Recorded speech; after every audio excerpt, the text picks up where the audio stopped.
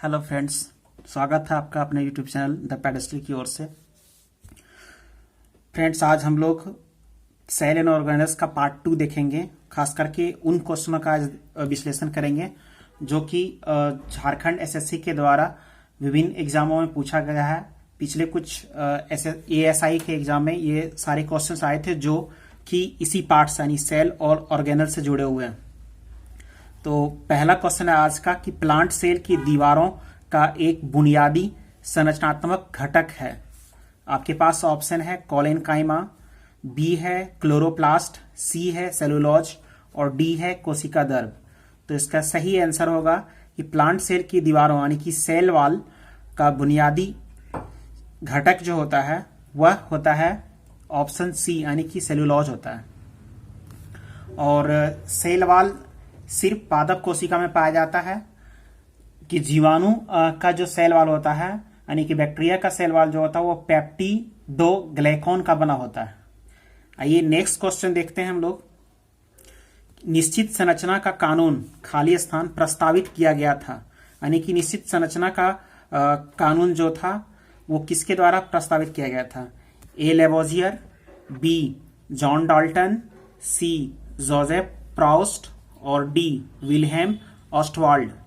तो इसका सही आंसर है ऑप्शन सी यानी कि जोसेफ प्राउस्ट के द्वारा निश्चित संरचना का कानून दिया गया था। जबकि इसमें अन्य चीजों इसके बारे में देख लेते हैं। प्रोटोप्लाज्म मत का प्रतिपादन मैक्स सुल्ज के द्वारा 1861 में किया गया था। इन्होंने ही बताया था कि कोशिका प्रोटोप्लाज्म का एक पिंड है जिसमें एक केंद्रक यानी कि न्यूक्लियस होता है। नेक्स्ट क्वेश्चन फिर जो पूछा गया था एएसआई का ये क्वेश्चन है, उसमें है कि प्रक्रिया खाली स्थान प्रक्रिया है जिसके द्वारा कोशिका विभाजन के बाद दो कोशिकाओं में विभाजित किया जाता है। आपके पास ऑप्शन है अर्धसूत्रण, बी में है साइटोकाइनेसिस, सी है कोशिका चक्र और डी है कोशिका दर्भ। तो इसका सही आंसर होगा ऑप्शन बी यानी कि साइटोकाइनेसिस एक ऐसी प्रक्रिया है जिसके द्वारा कोशिका विभाजन के बाद दो कोशिकाओं में विभाजित किया जाता है या को विभाजित किया जाता है। इससे जुड़ी हुई चीज देख लेते हैं। आप केंद्रक के विभाजन के बाद कोशिका दर्भ का विभाजन होता है जिसे साइटोकाइनेसिस कहते हैं। वस्तुतः कोशिका दर्भ का विभाजन एनाफेज अवस्था में ही प्रारंभ हो जाता है। जब व्हाइटमैन ने 1887 में सर्वप्रथम कोशिका दर्भ विभाजन यानी कि साइटोकाइनेसिस शब्द दिया था। और आइए नेक्स्ट क्वेश्चन देखते हैं। सेंट्रियोल केवल खाली स्थान में पाए जाते हैं। आपके ऑप्शन है संयंत्र कोशिकाओं में, बी पशु सेल में यानी कि जंतु कोशिका, और सी मानव कोशिकाओं में और डी माइक्रो सेल में। तो इसका सही आंसर है ऑप्शन बी यानी कि सेंट्रियोल सिर्फ पशु सेल में पाया जाता है। अब इससे जुड़ी हुई चीजों पर भी नजर डालते हैं जरा। यह सेंट्रोसोम का एक हिस्सा है यानी कि सेंट्रियोल सेंट्रोसोम का एक हिस्सा होता है और इसके अंदर एक या दो कण जैसी संरचना होती है जिसे सेंट्रियोल कहते हैं। सेंट्रोसोम की खोज बॉबेरी ने की थी और सभी यूकेरियोटिक जीव अर्थात पादप, प्राणी, प्रोटोजोआ में अपनी कोशिका में एक सुपरिभाषित न्यूक्लियस होता है या नाभिक होता है। नेक्स्ट क्वेश्चन है जो कि इसी से जुड़ा हुआ है, जो अभी मैंने इस पहले वाले क्वेश्चन में एक्सप्रेशन किया था कि सभी यूकेरियोटिक जीवों में यह होता है क्या? एक कोशिका भित्ति, बी अपनी कोशिका में एक सुपरिभाषित नाभिक, सी एक दुव्यवस्थित नाभिक सामग्री और डी केवल एक गोलाकार क्रोमोसोम। तो इसका सही आंसर होगा बी कि अपनी कोशिका में एक सुपरिभाषित नाभिक। इसका एक्सप्लेनेशन भी मैंने क्वेश्चन नंबर 4 में किया है। आइए नेक्स्ट देखते हैं। नेक्स्ट क्वेश्चन है केवल जानवरों के सेल में इसमें से कौन मौजूद रहता है? आपके पास ऑप्शन है साइटोप्लाज्म, बी ऑप्शन है इंडोप्लाज्मिक रेटिकुलम, सी है माइटोकॉन्ड्रिया और डी है सेंट्रोसोम। तो इसका सही आंसर होगा ऑप्शन डी यानी कि सेंट्रोसोम जो है वह सिर्फ जानवरों के सेल में उपस्थित होता है। जानवरों के सेल में सेंट्रोसोम मौजूद होता है और अन्य जो दिए गए विकल्प हैं वो दोनों प्लांट सेल और एनिमल सेल में उपस्थित होते हैं। नेक्स्ट क्वेश्चन है, जीव विज्ञान की एक शाखा जो गुणसूत्रों के तुलनात्मक अध्ययनों का उपयोग कर जीवों के वर्गीकरण के साथ काम करती है। ऑप्शन है साइटो टैक्सोनॉमी, सिस्टेमैटिक्स, सी टैक्सोनॉमी, डी जीव विज्ञान।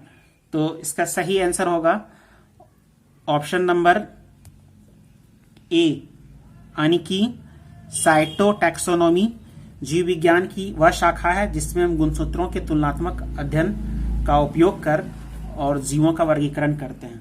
इससे जुड़ी हुई अन्य रोचक सामग्री जो है उसके बारे में भी देख लेते हैं। अरस्तु को जीव विज्ञान का जनक कहा जाता है, जबकि थियोफ्रेस्टस को वनस्पति विज्ञान का जनक यानी फादर ऑफ बॉटनी कहा जाता है, और कैरोलस लिनियस को फादर ऑफ टैक्सोनॉमी कहा जाता है यानी वर्गीकरण का पिता।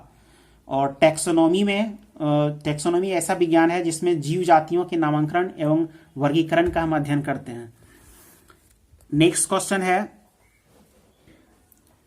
एक ही प्रकार के प्रजाति के व्यक्तियों की शारीरिक दिखावट अलग अलग होती है, जिसका कारण है। ऑप्शन है ए जीनोटाइप, बी फेनोटाइप, सी रक्त समूह, या डी एक भी नहीं। तो इसका सही आंसर होगा ऑप्शन बी यानी कि फेनोटाइप के कारण ही एक ही प्रकार के प्रजाति के व्यक्तियों की शारीरिक दिखावट अलग अलग होती है। इसका कारण फिनोटाइप है। और जीनोटाइप क्या है? जीनोटाइप जीवधारी के आनुवंशिक संगठन को उसका जीनोटाइप कहते हैं, जो कि जीन का बना होता है। आइए देखते हैं नेक्स्ट क्वेश्चंस। अगला क्वेश्चन है कि आरएनए का पूरा रूप है। आपके पास ऑप्शन है rheumatic nucleic acid, ribonucleic acid, रिबोइरिबोन्यूक्लिक एसिड, या फिर रिबोफैक्टिन न्यूक्लिक एसिड। तो इसका सही आंसर होगा ऑप्शन नंबर बी यानी कि राइबोन्यूक्लिक एसिड। अब आरएनए के बारे में थोड़ी सी और जानकारी प्राप्त करते हैं। आरएनए का फुल फॉर्म होता है राइबोन्यूक्लिक एसिड। तो ये तो इसी क्वेश्चन का ऑप्शन है। ये 3 प्रकार के होते हैं। उसमें होता है जो 3 प्रकार के आरएनए होते हैं वो होता है एक एम आरएनए यानी कि इसको मैसेंजर आरएनए कहते हैं। ये इसका काम है केंद्रक के बाहर विभिन्न आदेश लेकर अमीनो अम्ल को चुनने में मदद करता है। दूसरा है टीआरएनए। टीआरएनए जो है ये स्थानांतरण का काम करता है। स्थानांतरण का काम इसका है और इसका मैसेंजर का काम है। तो ये विभिन्न प्रकार के अमीनो अम्ल को राइबोसोम पर लाता है जहां पर प्रोटीन बनता है। ये टीआरएनए का काम है। और एक और आरएनए है आरआरएनए। आरआरएनए का जिसको राइबोसोमल आरएनए कहते हैं, ये प्रोटीन संश्लेषण में सहायता करते हैं। और एक और जो कि क्वेश्चन आता है कि प्रोटीन बनने की अंतिम क्रिया को क्या कहते हैं? तो प्रोटीन बनने की अंतिम क्रिया को ट्रांसलेशन कहा जाता है। ट्रांसलेशन, प्रोटीन बनने की अंतिम क्रिया को ट्रांसलेशन कहते हैं। नेक्स्ट क्वेश्चन है, कार्यात्मक गतिविधियों को नियंत्रित किया जाता है किसके द्वारा? ऑप्शन है न्यूक्लियस, न्यूक्लियोलस है यानी कि केंद्रक और केंद्रिका। ऑप्शन सी है सेलुलोज और डी है साइटोप्लाज्म। तो इसका सही आंसर जो होगा वह है ऑप्शन नंबर ए यानी कि कार्यात्मक गतिविधियों को नियंत्रित करने का काम न्यूक्लियस यानी केंद्रक के द्वारा होता है। क्रोमेटिन के अलावा केंद्रक में एक सघन गोल संरचना दिखाई पड़ती है, इसे केंद्रिका कहते हैं यानी कि न्यूक्लियोलस कहते हैं। इसमें राइबोसोम के लिए आरएनए का संश्लेषण होता है और सेल वॉल जो होता है वो सेलुलोज से बना होता है। साइटोप्लाज्म कोशिका के केंद्रक एवं कोशिका झिल्ली के बीच रहता है। और कवक की कोशिका भित्ति यानी कवक का जो सेल वॉल होता है, कवक की कोशिका भित्ति काइटिन नामक जटिल शर्करा की बनी होती है। काइटिन की बनी होती है कवक की कोशिका भित्ति। नेक्स्ट क्वेश्चन है समसूत्री विभाजन कहाँ संपन्न होता है? तो इसके ऑप्शंस हैं जनन कोशिका में, बी कायिक कोशिका में, और सी अविकसित कोशिका में, और डी है इनमें से कोई नहीं। तो इसका सही आंसर होगा समसूत्री विभाजन कायिक कोशिका में संपन्न होता है। इसके बारे में थोड़ी सी और जानकारी प्राप्त कर लेते हैं। ये जो समसूत्री विभाजन है, कोशिका विभाजन यानी कि सेल डिवीजन जो होता है, तो सबसे पहले कोशिका विभाजन को 1855 में विर्चाऊ ने देखा था। और कोशिका का विभाजन जो होता है वो मुख्यतः 3 प्रकार से होते हैं। असूत्री विभाजन जिसको एमाइटोसिस बोलते हैं, समसूत्री विभाजन जिसको माइटोसिस कहते हैं, और अर्धसूत्री विभाजन जिसको मियोसिस कहते हैं। अब असूत्री विभाजन यानी कि एमाइटोसिस जो होता है, यह विभाजन है अविकसित कोशिकाओं, जैसे कि यानी कि यहाँ पे एक ऑप्शन था अविकसित कोशिका, तो अविकसित कोशिकाओं में असूत्री विभाजन होता है। इसके एग्जाम्पल हैं जीवाणु, नीलहरित शैवाल, ईस्ट, अमीबा तथा प्रोटोजोआ। और दूसरा जो विभाजन होता है वो समसूत्री विभाजन जिसको माइटोसिस कहते हैं। तो समसूत्री विभाजन की प्रक्रिया जो होती है वो जंतु कोशिकाओं में सबसे पहले जर्मनी के जीव वैज्ञानिक वाल्थर फ्लेमिंग ने देखा था, और उन्होंने ही 1882 में इस प्रक्रिया को माइटोसिस नाम दिया था। यानी माइटोसिस नाम देने का काम वाल्थर फ्लेमिंग ने किया था। और यह विभाजन कायिक कोशिका जिसको सोमैटिक सेल्स बोलते हैं, जो कि ऑप्शन बी में था इस क्वेश्चन का, उसमें होता है। जबकि एक अन्य विभाजन है कोशिका का, वह होता है अर्धसूत्री विभाजन जिसको मियोसिस बोलते हैं।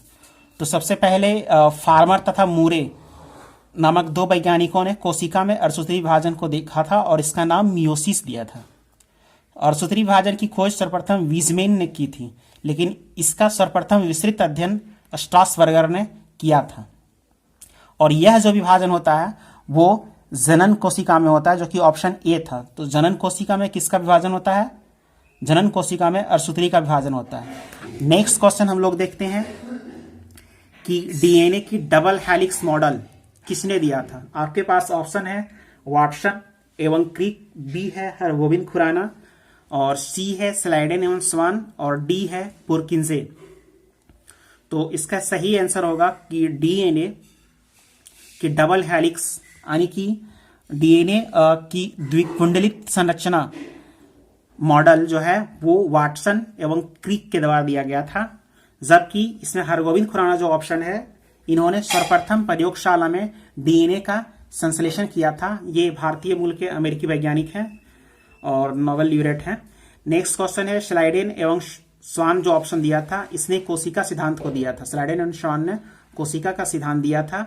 जबकि एक ऑप्शन आपका है जो कोशिका, ये स्लाइडेन एवं स्वान ने जो कोशिका सिद्धांत दिया था, उसमें से ये यह बताने में असफल रहे थे कि नई कोशिकाओं का निर्माण कैसे होता है। तो पहली बार रडोल्फ विर्चाउ ने स्पष्ट किया कि कोशिका विभाजित होती है और नई कोशिकाएं का निर्माण पूर्व स्थित कोशिकाओं के विभाजन से होता है। और एक अन्य ऑप्शन है पुरकिंजे, जो कि इन्होंने, नेक्स्ट ऑप्शन पुरकिंजे है, जो कि इन्होंने कहा था कि जीवद्रव्य का नामकरण सबसे पहले पुरकिंजे के द्वारा ही दिया गया था। जीवद्रव्य यानी कि प्रोटोप्लाज्म। तो इसके बारे में मैंने कल के भी वीडियो में बताया था कि यह एक तरल गाढ़ा रंगहीन पारभासी दशलक्षा वजनयुक्त पदार्थ है और जीव की सारी जैविक क्रियाएं इसी के द्वारा संपन्न होती है। और आज बस इतना देखते हैं, कल फिर हम नए वीडियो के साथ उपलब्ध होंगे। तब तक आप वीडियो का मजा लें, सब्सक्राइब करें, शेयर करें। धन्यवाद। जय झारखंड।